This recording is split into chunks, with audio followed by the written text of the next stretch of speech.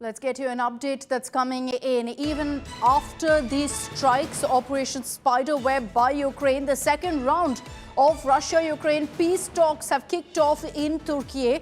Russia is there currently, their delegation present, led by Putin's aide Medinsky for Ukraine. It's in fact the Minister Omerov who's leading the Ukrainian delegation. These peace talks taking place after Ukraine's drone strikes on Russia. Remember that the talks are happening in Istanbul. It's round 2.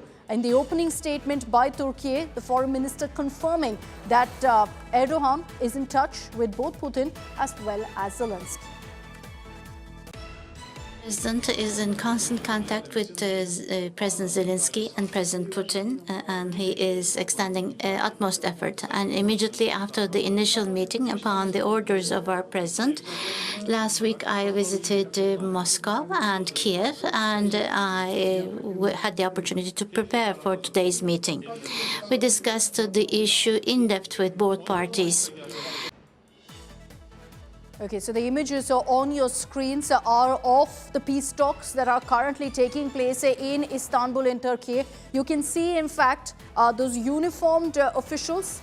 They are part of the Ukrainian delegation. Symbolically, perhaps, they've chosen to appear for the second round of talks in military uniforms. But so far, remember, in the first round, there was no real headway. But in the second round, there will be questions about whether, with what's happened with Ukraine's drone strike, Russia really would be willing to engage in any sort of dialogue, or for that matter, reach an agreement for a ceasefire. Because everyone's asking one question: how will Russia retaliate right now in the face of what Ukraine did with Operation Spiderweb?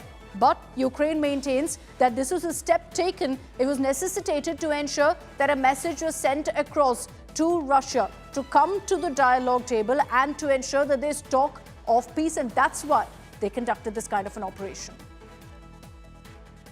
Let me bring in our Foreign Affairs editor, Geeta Mohan, for more details. Geeta, a big question mark really about whether these peace talks will really yield any result, considering we're seeing it happening right after Operation Spiderweb. Well, expect it to be inconclusive, but what we're also waiting for, Akshita, right now is to see a reaction from the White House.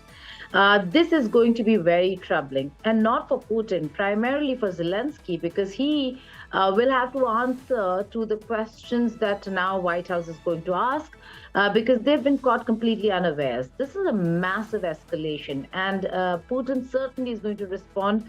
So any hopes of Trump brokering a peace deal between Ukraine and Russia does not seem likely to take place anytime soon. It is going to take a while.